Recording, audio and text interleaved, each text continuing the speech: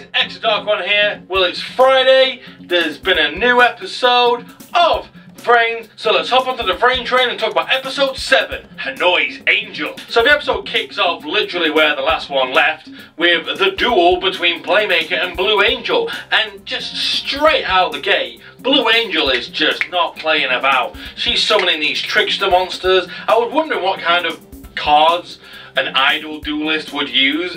These trickster cards seem a bit interesting. They're very sort of showmanshipy, but they seem to have like a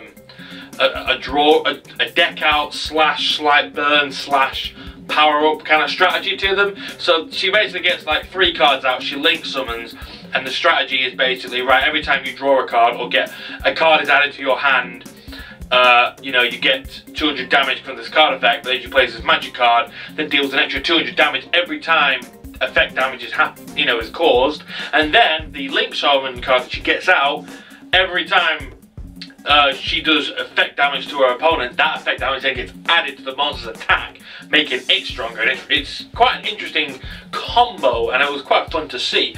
She was not playing about, she was just going in, just like not caring. Playmaker, of course, he does his whole link summoning spamming thing, gets out Decoder Talker, and he goes for the attack. However, she's just like, aha, don't think so. Boom, card effects. So she knocks out a card called Trickster Reincarnation that makes Playmaker draw 3 new cards, which basically, no, does that make him do that?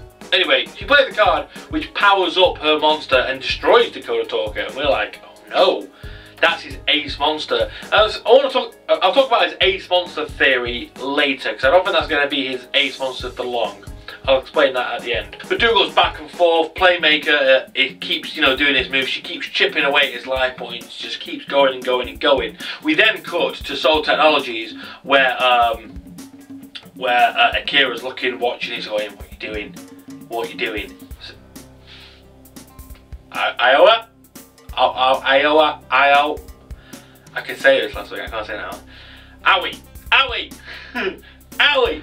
"What are you doing, Owie?" is what he said. He's like, what? He looked at the ground at the camera, and "What you doing, Owie? What you playing at?" We then get a flashback at how Akira, how their parents died. Classic Yu-Gi-Oh! How their parents died, and he had to work his way so she didn't have to suffer any hardships. Very Kaiba Mokaba in that sort of ideal, but this time rather than being orphans, their parents just died, and he's basically had to work his way up to support his little sister, which is, I think, why she feels maybe she owes him, and why he's like, "No, I'm here to protect you, don't you understand? I've done all this so you don't have to put yourself in harm's way like this.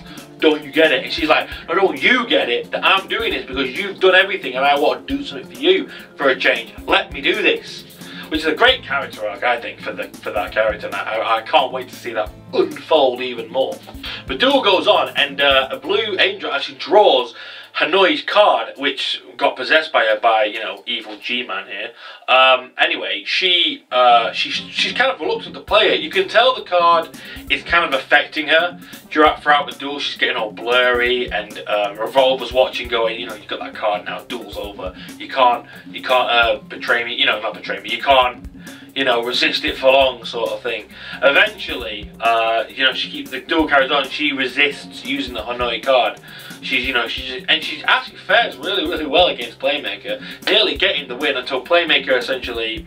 It turns out that Playmaker's been playing this duel. He's been utilizing her, burning ability to knock his life points down to under 1,000, so he can use his, storm. Is it Storm Seas? Storm Seas. Oh, we also see Anna. Is it Anna or Emma? The spy girl that was hired. She's in the VRains. She's kind of there watching the duel, so I'm kind of interested to see how that plays up later. Anyway, Yusuke, aka Playmaker, flies into the data storm, gets his new card, which he then link summons, which is the Link 3 Encode Talker, which looks pretty much like Decoder Talker, only it's like a different form. So, and he essentially uses that effect to win the duel, because, he's like, "Yeah, I'm gonna win now. I've got rid of your damage. This card here gets rid of effect damage, so you can't use that on me anymore." However, as it looks like the duel's about to go sideways in the most extreme way possible, she then eventually starts. She pretty much becomes possessed by the Hanois. She uses the card and she kind of goes all mental. She goes all mental. This is mental. And she just starts screaming, going absolutely ape. And, you know, Ignis is like, look, she keeps going berserk like this, she's going to suffer some severe mental damage. You need to keep an eye on this. Playmaker's like, right, alright, I will. And he uses his effect. Anyway, usually Playmaker wins the duel, which we knew he would. He wins the duel. He does it. He has to do it as quickly as possible because he's like, look, the longer I drag this out, the more damage it's going to cause. Meanwhile, Akira Zaizen is trying to shut the duel down. He's like, look, you've got to close the circuits, close it all down. Turns out they can't close the circuits. There's a system error, which I think is more than coincidental. So I think that's either a silly thing they just thrown in so the duel couldn't be stopped like that, or something a bit more is at work there.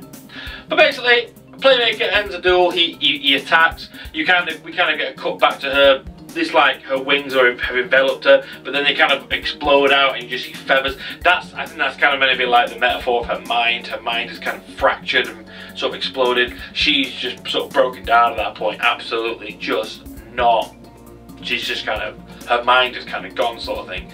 And then the duel ends with her life was hitting zero, and just her falling into the abyss. I think that's not literal. I don't think she's actually falling. I think that's her mental state as she's sort of falling into the abyss, and it cuts to the credit. Overall, it was a really good duel. Actually, it was great back and forth between the two. It was nice getting a bit more backstory. We're getting into that whole getting flashbacks during a duel, but it didn't last a whole turn like sometimes it does. So it was nice to see a bit more history behind Akira and Aoi.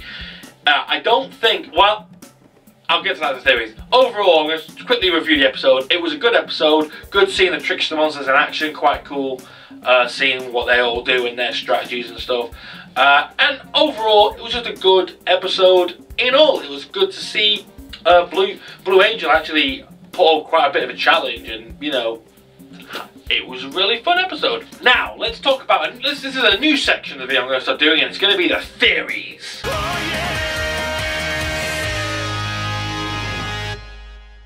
That's right, the same intro, but with theories written under it. Yes. So, I'm going to start doing this at the end of my review video. I'm going to do a little theories thing, as was suggested in the comments below. Yes, I do read them. So I want to talk about my current theories of the show on certain characters and certain instances and where I think the episode's going to go. Again, naturally, I should point out I haven't watched the preview. I'm going to ask you at the end of the episode, though, what you guys think about that. But for now, I haven't watched the preview for the sake of this, so I'm going to stop talking about that. So, I mentioned in an earlier video that I thought Soul Technologies might be the true villains and Hanois might be sort of not as villainous. I'm still sticking by that. However, I think with the relationship we see Akira with his sister, I think he might become I think he might turn, like he might realise what Soul Technology is doing and try and like work with Playmaker, sort of like, you know, be a sort of mole later on down the line. Because he seems like too good of a character. I say good as in he seems to care enough about his sister, and Soul Technology just has this whole, you know, stuff about it that I just don't trust, you know, with the weird way that he talks to the you know, the head ups in those holograms. They're being deliberately kept sort of eluded from us. So it'll be interesting to see how that unfolds. I still think Soul Technologies might turn out to be the true villains. I still think Revolver is going to be the sort of antagonist at first, you know, the rival character who rivals Playmaker, but then turns out to be a good guy. But now, like, I like the idea that Hanois are actually fighting the good fight. They're just going about it the wrong way, and the Soul Technologies are actually the villains, and they're trying to do all that. That kind of gets countered by, obviously, the first episode where we see the Knights of Hanois trying to take Ignis and they're all fighting him.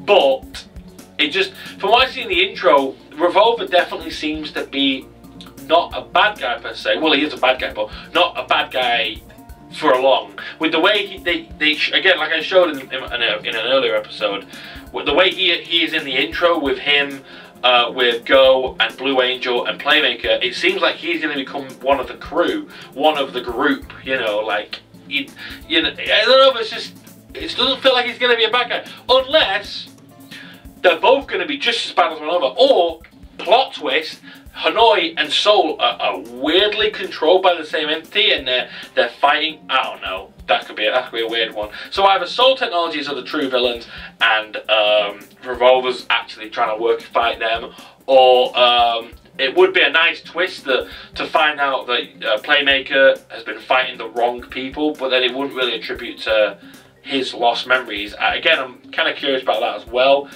But it seems like Soul Technologies might be more to do with that. I think Soul Technologies are more villainous than we're led to believe. We're being forced to sort of look at the Knights of Hanois, and I just can't help but think it's a misdirection, and Soul Technologies might be the true villains. And when we find that out, Akira's gonna be like, no, I gotta cut this. I'm gonna stop this now.